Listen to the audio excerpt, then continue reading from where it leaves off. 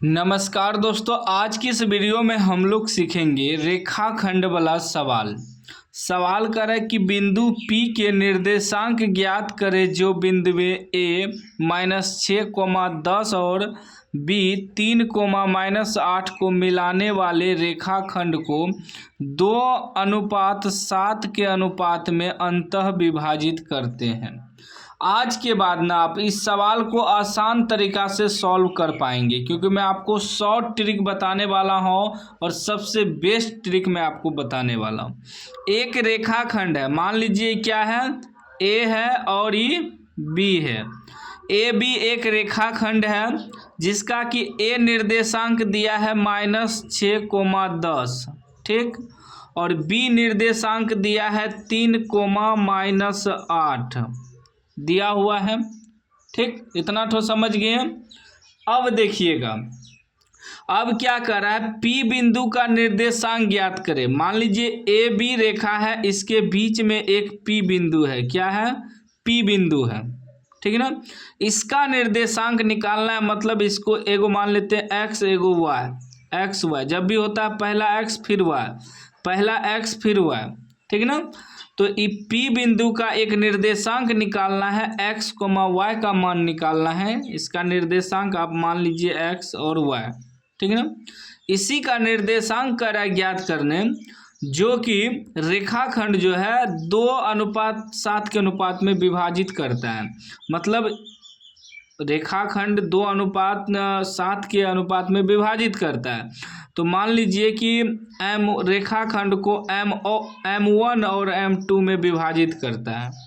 तो यहाँ ये M1 का मान 2 हो जाएगा और M2 का मान 7 हो जाएगा, क्योंकि 2:7 के अनुपात में विभाजित कर रहा है।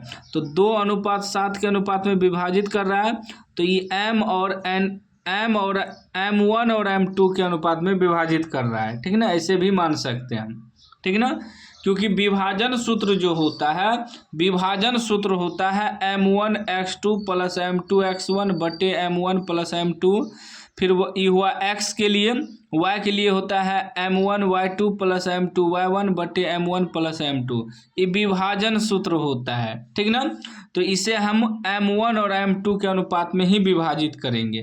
तो M1 का मान 2 हो जाएगा, M2 का मान 7 हो जाएगा। हमें निकालना है P का निर्देशांक, x y का मान। तो x के लिए x वाला होता है, y के लिए y वाला होता है, लेकिन दोनों को कोमा डाल के एक साथ निकालते हैं, ठीक ना। तो यहाँ लिख लेंगे x1 बराबर x1, ये पहला हो गया x, दूसरा y, ये पहला x दूसरा y, तो इसको x1 मान लेंगे। x1 आपका -6 हो गया और x2 आपका ये हो जाएगा 3, ठीक है ना। फिर y1 आपका 10 हो जाएगा, ठीक, और y2 आपका -8 हो जाएगा। इतना तो समझ गए। एक रेखा बना लेना है, ए बी जो निर्देशांक दिया बैठा देना है P बिंदु, यानी बीच में एक P बिंदु रखना है, जो कि हमें P का ही निर्देशांक निकालना है। और M1 अनुपात M2 के अनुपात में विभाजित कर रहा है, मतलब 2:7 के अनुपात में, तो 2 और 7 में बांट दिए। हमें इसका मान निकालना है, ठीक है ना। M1 आपका हो गया 2, M2 हो गया 7, ठीक है ना। अब चलेंगे विभाजन सूत्र से।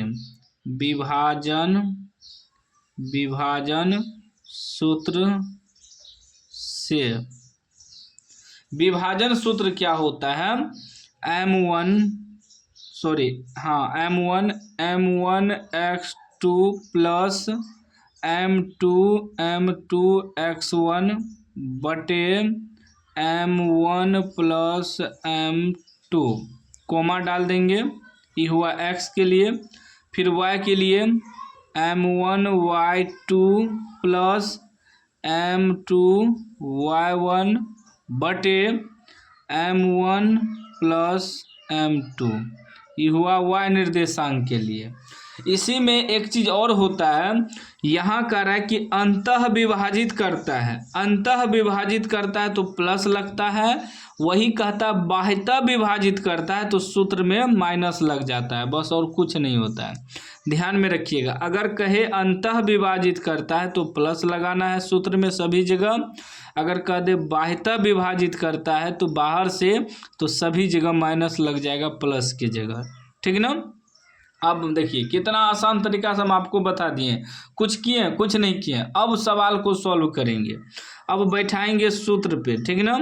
क्या है m1 प्लस x2, m1 कितना है, m1 जो है 2 है गुना, m1 2 है गुना x2, x2 कितना है 3 है प्लस m2 कितना है 7 है गुना x1 माइनस 6 है बटे m1 प्लस m1 कितना है 2 प्लस m2 कितना है 7 है, ठीक, कोमा, फिर m1 कितना है 2 गुना y2 कितना है माइनस 8 है प्लस m2 कितना है 7 गुना y1 कितना है 10 है बटे m1 प्लस m1 2 m2 7, ठीक। अब आगे देखिए,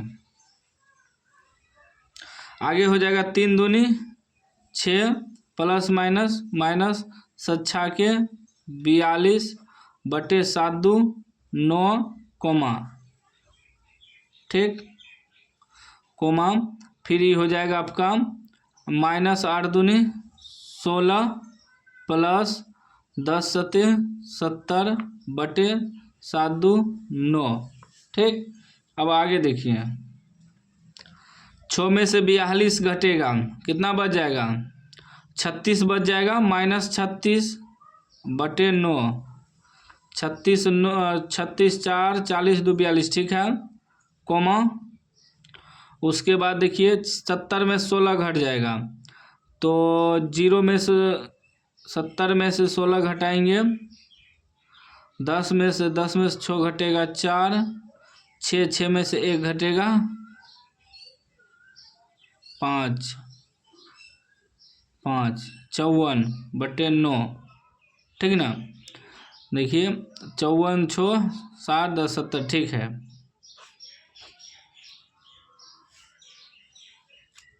अब आगे देखिए 9 चौके 36 माइनस 4 में 9 छाके 54, कितना आ गया, ये आ गया माइनस 4,6, 9 चौके 36 और 9 छाके 54, ये जो माइनस 4,6 निकला ये क्या निकला, पी का निर्देशांक निकला। लिख देंगे अतः पी बिंदु P के निर्देशांक या P बिंदु के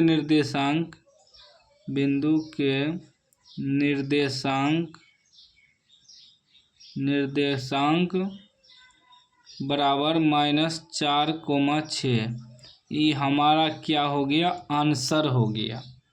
अब जब भी आपको इस तरह का सवाल दिखे आपको इसी प्रकार बनाना है, क्या करना है, इसी प्रकार आपको बनाना है, कोई भी दिक्कत नहीं होगा, आप आसानी से बना पाओगे, बस विभाजन सूत्र याद होना चाहिए। अंतः विभाजित करता है तो सभी जगह प्लस लगेगा, बाह्यतः विभाजित करेगा तो सभी जगह माइनस लगेगा, लेकिन बनेगा इसी नियम से। तो उम्मीद करते हैं आप समझ गए होंगे, समझ गए हैं तो लाइक कर दीजिए, चैनल को सब्सक्राइब कर दीजिए और घंटी को दबा के ऑल कर दीजिए।